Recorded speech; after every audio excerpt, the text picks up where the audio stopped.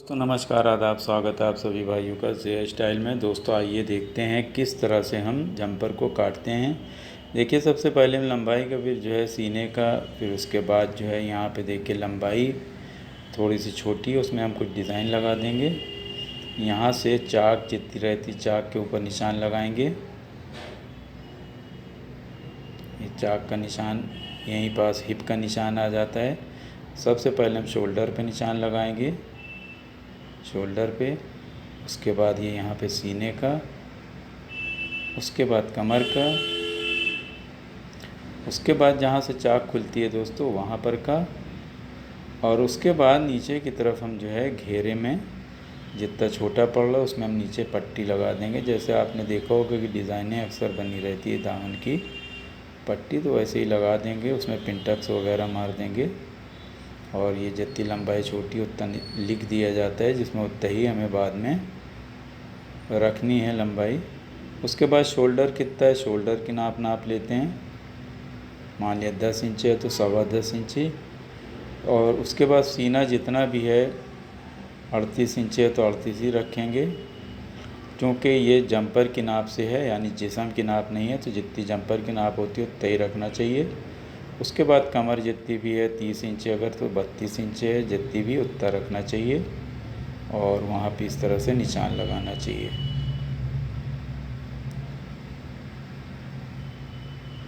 और उसको बहुत ही देख के करना चाहिए, क्योंकि किसी और की भी नाप लिखी रहती है, ऐसा ना हो कि उसी से कट जाए बाद में। और उसके बाद हिप की निशान, जहाँ पे जो चाक खुलती है तो वहाँ पे कि जितना भी है उतना रखना चाहिए। हिप की ये निशान नहीं होता, हिप नहीं होती यहाँ पे, लेकिन हिप अगर जो है 44 है तो यहाँ पे समझ लीजिए कि आपकी 42 इंच हो जाती होगी, यानी 2 इंच या 1.5 इंच कम हो जाती है जहाँ पे चाक खुलती है। चूँकि हिप जो है 22 इंच पे होती है और उसके ऊपर 2 इंच जो है यानी 20 इंच के ऊपर जो है हम चाक का निशान लगाते हैं, तो थोड़ा सा कम हो जाती है नाप। अब उसके बाद इसको हम जो है देखिए सीने से, उसके बाद ये देखिए यहाँ पे घेरे का भी निशान लगे हाथ लगा लेते हैं इस तरह से।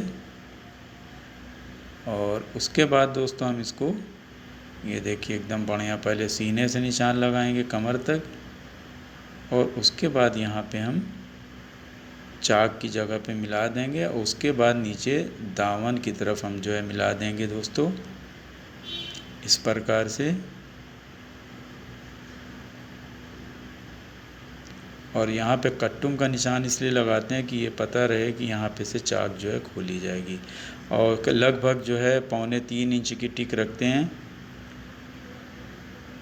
और उसके बाद हम थोड़ा सा वहाँ पे से आधा इंच का क्रॉस कर दिया जाता है, जहाँ पे से 2.25 इंच आती है वहाँ पे से आर्महोल की तरफ डाउन कर दिया जाता है थोड़ा सा। और उसके बाद इस तरह से निशान गोलाई जो रहती है आर्महोल की वो लगाते हैं। तख्ती जहाँ पे रहती है, जो तख्ती है जितनी तख्ती उतनी आना चाहिए। उसके बाद आर्महोल भी लगभग नापना चाहिए, कि कभी कभी नाटी औरतें रहती हैं लेकिन सीना उनका ज़्यादा रहता है, तो उसको जो है आर्महोल थोड़ा सा कम डाउन किया जाता है। तो आइए इसको पहले हम फिर से देख लेते हैं कि सही तरीके से जॉइंट मिला हुआ है कि नहीं कढ़ाई का। उसके बाद हम जो है एक सिलाई बढ़ा के कटिंग कर लेंगे। और बहुत सूझबूझ से काटना चाहिए, क्योंकि मेन कटिंग होती है, उसके बाद सिलाई आसान होती है। तो मेन जो है कटिंग होती है, अगर गलत कटिंग हो गई तो गलत जो है सिल भी जाती है। तो यहाँ पे हम गोलाई के निशान से नहीं काटेंगे, पीछे से आधा इंच बढ़ा के और उसी हिसाब से काटेंगे, इसलिए कि जो है हमें इसी पे पीछे के हिस्से को भी छापना रहता है। तो हम छाप लेंगे तो बाद में जो सामने निशान लगा है उसी निशान पे हम जो है काट देंगे सामने का ताल। ठीक है, तो ये देखिए इसमें निशान भी लगे, हाथ बिछा हुआ उठा लेते हैं, तो एक आसानी होती है। आसानी से आप जो सिलाई के टाइम पे निशान नहीं लगाना पड़ता, आप उसी निशान पे सिल सकते हैं। अब ये देखिए जो है हम आढ़ा नहीं काटते हैं, लेकिन जो मजबूरी है कि कढ़ाई आजकल आढ़े कपड़े पे इसलिए छापते हैं कि उनका कपड़ा बच जाता है। यानी लगभग आधे मीटर का फ़र्क पड़ता है। और आधा मीटर दोस्तों अगर 10 रुपये का भी है तो अगर 100-200 पीस अगर उन्होंने छपाई की है, मान लिया चलो 200 पीस को अगर आप 10 के हिसाब से जोड़ें तो 10 पीस का 100 रुपये हो जाता है।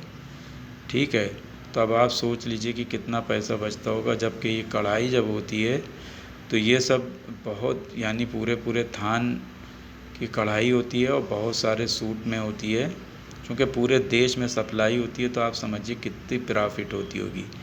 नहीं तो हमेशा जो है दोस्तों कपड़ा जो होता है वो खड़ा काटना चाहिए, और खड़े पर जो है बहुत अच्छे से आता है।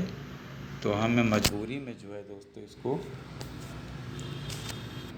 तो दोस्तों हम फिर से जो है इसको कटिंग होगी, इसको हटा देते हैं। पीछे का हिस्सा हम जो है बिछाते हैं, और पीछे का हिस्सा बिछा के दोस्तों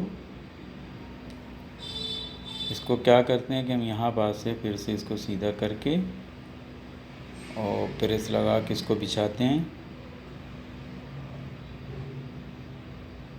और लंबाई पहले नापी जाती है इसके लिए कि जो है ऐसा तो नहीं कि छोटा पड़ रहा हो। अगर छोटा पड़ता है तो मजबूरी है कि हमें फिर से आड़े में ही काटना पड़ेगा, क्योंकि जो है दोस्तों आड़े पे ही छपाई हुई थी तो आड़े ही काटना पड़ता है और मजबूरी होती है। और नहीं तो हम ज़्यादातर जो है बिना खड़े कपड़े पे नहीं काटते हैं, खड़े कपड़े पे ही काटना चाहिए। तो इस तरह से पहले हम जो इसको देखिए प्रेस से साफ़ कर लेते हैं। प्रेस से साफ़ करने से जो है थोड़ा सा आसानी होती है, बहुत अच्छा होता है। तो प्रेस से सफाई कर लेते हैं कपड़े की।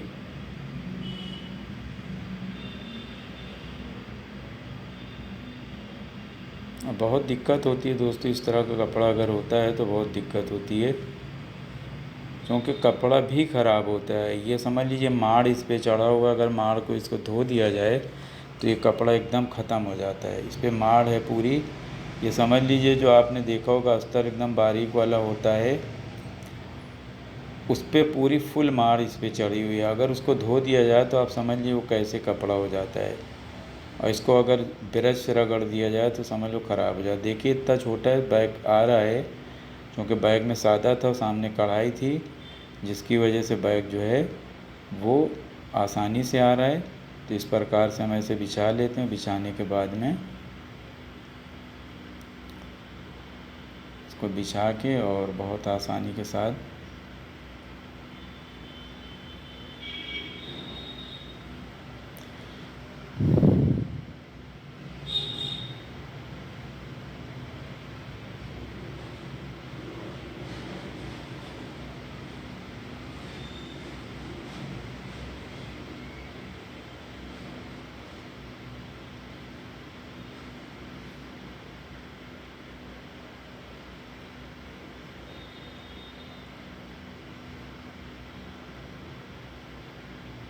इस तरह से लंबाई के निशान लगा लेते हैं। और दोस्तों बहुत अच्छे, देखिए कितना नम हो रहा है, देख रहे हैं आप किस तरह से जो है कमर के ऊपर किस तरह से कपड़ा नम हो जाता है। तो बहुत दिक्कत होती है कटिंग में। कटिंग जब हो जाती है तो बनाने में कोई भी दिक्कत नहीं होती।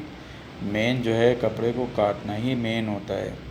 कपड़ा कट गया समझ लीजिए बन गया। कपड़ा नहीं जब तक कटे, इसको देखिए हम इसको खींच के ऊपर की तरफ किए हुए हैं कि ये आसानी के साथ जो है हम एक बराबर काट सकें साइड को। ठीक है, इसको जो है ऐसे पकड़ पकड़ के काटना पड़ रहा है मजबूरी के तहत। इस तरह से देखिए जो है अभी इस पर हल्का सा थोड़ा टाइट करना पड़ेगा कपड़े को। देखिए फिर इसको जो है थोड़ा सा ये इस तरह सीधा किया है। साइड अभी देखिए जब खींचे हैं तो सीधा हो गया है। तब इसको हाथ से दबा के ही काटना पड़ेगा, छोड़ेंगे तो फिर वैसे ही हो जाता है। तो हम सामने पे जो बैक के हिसाब से काटा था, पहले इसको बराबर से कटिंग कर लेते हैं ये, और उसके बाद ये साइड इधर से काटते हैं तो वो साइड से कपड़ा छोटा बड़ा हो जाता है। देखिए फिर से इधर जो है कपड़ा लहरा रहा है, तो इसको हम फिर भी कोई सूरत से इसको कटिंग करके इसको सिलाई के टाइम पे एडजस्ट भी करना पड़ता है दोस्तों। इसलिए जो है ये चाहे भी जितना करो वो सिलाई के टाइम पे ही एडजस्ट करना पड़ेगा।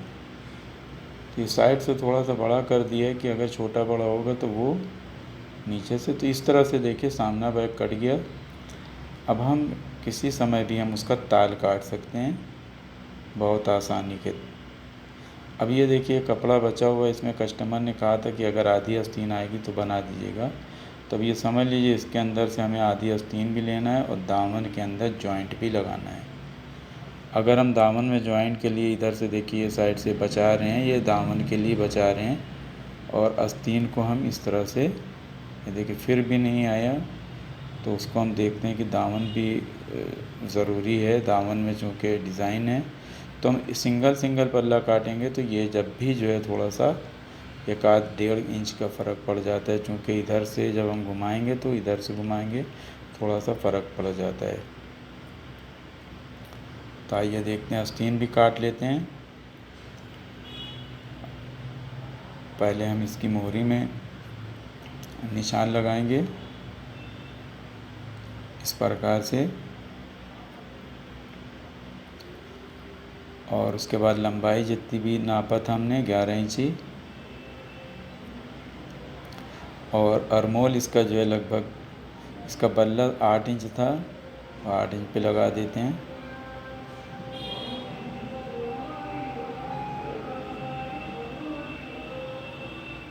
उसके बाद हम इसको जो इस तरह से सीधा पहले निशान लगाएंगे, फिर इसको ऑफ़ कर दिया जाता है, लेकिन हम थोड़ा सा बिज़ी रहते हैं तो नहीं कर पाते हैं। दोस्तों प्रार्थना में याद किया करिए हमें भी, हमारी भी तबीयत अच्छी रहा करे, और आप लोगों को एकदम फ्री में सिखाते हैं, एकदम सही तरीके से सिखाते हैं, जो